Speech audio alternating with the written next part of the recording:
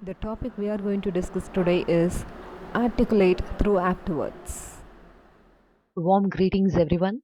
I am Jayapratha, Assistant Professor of English, VV Vaniya Perumal College for Women. So, the topic we are going to deal today is apt words. Let me start with this quote. If language is incorrect, then what is said is not meant.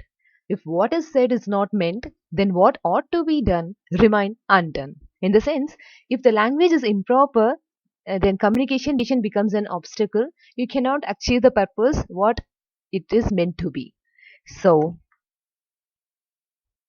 many non native speakers find learning English difficult because of this reason. They are not able to use the right word for the context.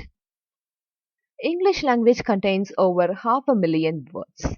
Using the right words is so critical in communications in general and technical writing in particular. So, the wrong word we may use can take the conversation to an unintended direction. There is a big danger in using wrong words as well as making any faulty conversation. So, what are the must while you are using the language? Are nothing but choice and quality. So, the importance of choosing right words. Why is it so important to choose the apt words? The first point is like it ensures correct tone and emphasis. So, there may be many synonyms, many numerous words that can be used for a single meaning.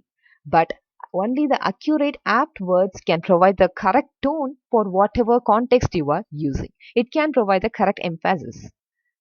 The next point is like it adds credibility. The correct usage of words can add credibility to your words. The next point is it adds coherence. Whatever you speak, only the apt words can add weightage as well as it can add to the coherence of your speech. And the fourth one is it can fulfill the response. Only when you use the apt words in the right context, then the opposite person, the one who is hearing you, will be able to understand what you are communicating and you can get the response from the other person. If communication becomes a barrier, nothing will become complete. If incorrect or vague words are being used, then there is a mighty risk of being misunderstood. So, why difficult and where confusion occurs? So, we may consider this situation can be expressed in the following example. Just think of this word like when something is like how it is not supposed to be, how do you call it? I need you to guess a particular term.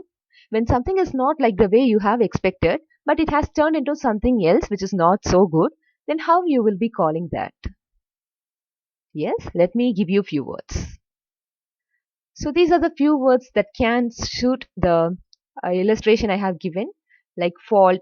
Fault is something when the thing goes the other way, right? So fault, bug, slip, error, mistake, flaw, and so on. There are many words which can represent the same meaning, like a mistake or a flaw. So all these words have a same synonym base. But what about the context in which they are used? The first point, let me give you an example. Here, chemistry teacher told her that there is a slip in chemical analysis. So, is the usage of the word slip accurate and correct in this particular sentence? Can a slip occur in a chemical analysis? The next example is like maths, maths teacher told her that she lost her marks because of bugs in the sum total. So, is the usage of bugs in this sentence accurate and correct?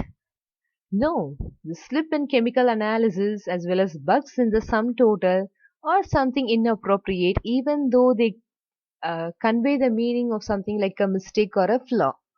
So let us take a look at the correct usage of the words.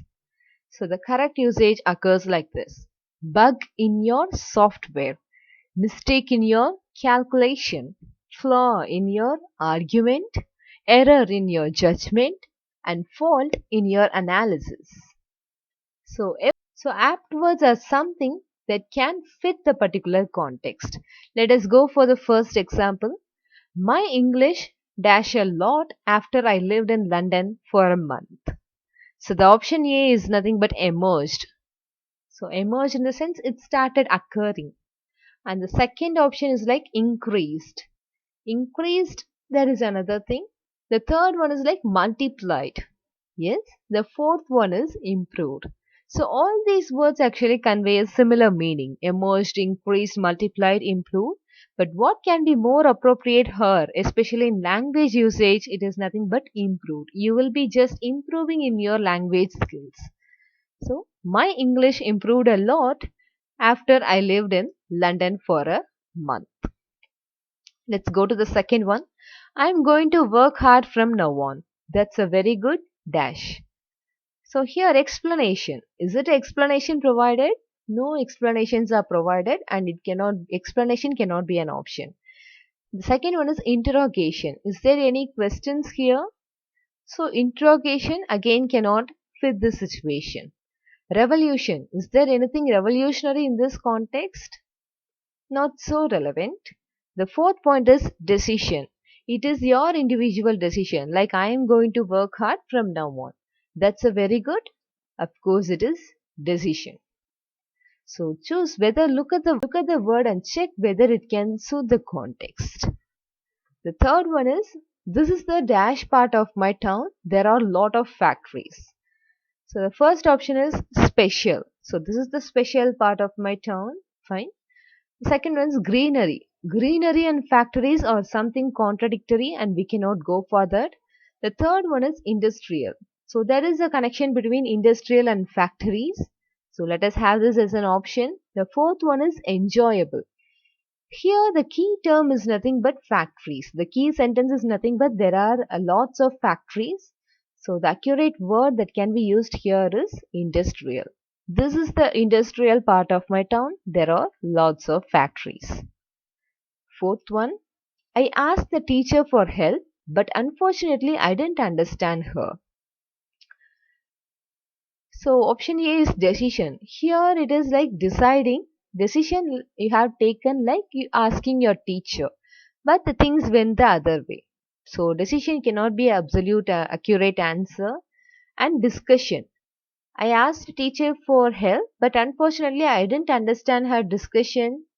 It is not so relevant. You cannot discuss with the teacher when you have a doubt.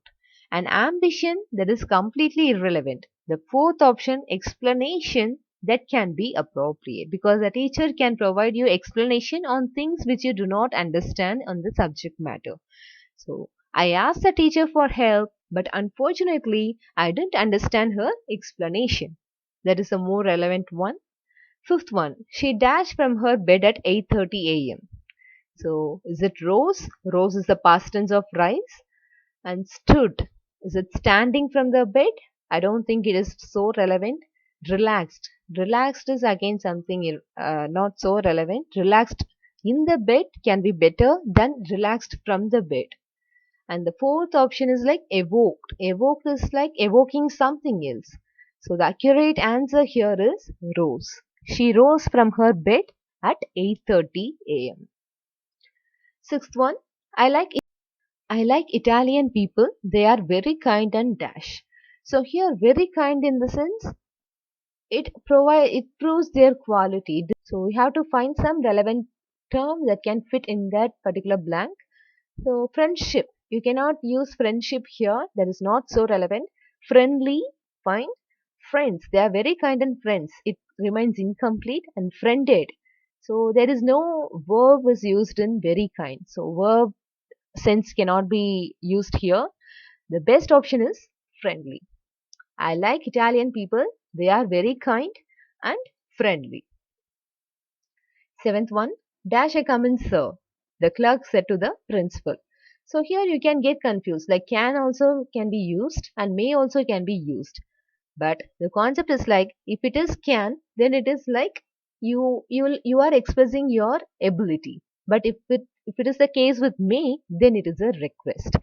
So when a clerk is asking to a principal or when a student is asking to the teacher, then the appropriate term you have to use is nothing but may. May I come in, sir? That is the correct format. Eighth one. The magistrate was dash in the case. Disinterested. or uninterested. So disinterested is something like objective. So if you are not involving with all your personal privacy things, then it is called as a disinterestedness. But uninterest is something you are not interested in. There is a mighty difference between these two words. So disinterest in the sense it is taking things from the objective perspective. So magistrate is the one who should not have some personal opinion or personal thoughts. Rather, he should view all the things from the objective sense, not in a subjective way. So the right answer here is disinterested. The magistrate was disinterested in the case. And ninth one, Maria dash a coat from rupees 1000 from the prestige showroom. So what about this? Bought, brought, bought, but. So all these terms are similar in pronunciation. So we may get confused with bought and brought. That is why I have made a mention of the amount rupees 1000.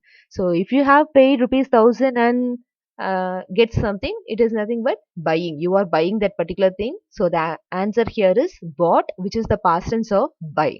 So Maria bought a coat for rupees 1000 from the prestige showroom. The last one, he is a dash. So it is up to the gender, not just we can always look at the grammar and tense, rather it is also about the gender. So he, the male gender, should always be represented with some peculiar terms like handsome. Beautiful can be used when it is the female gender. So he is a handsome teen. So just analyze the word, make sure it fits the context, and if once it fits, you can use that. English vocabulary is a vast area of learning and requires correct grammar and enunciation. You need not sound flamboyant just to sound fancy in a social circle, but however, using a right word will certainly give a good impression. So, words are a form of expression, and using the right word ensures the correct tone and emphasis. Thank you for listening to my video. See you in the next video. Thank you.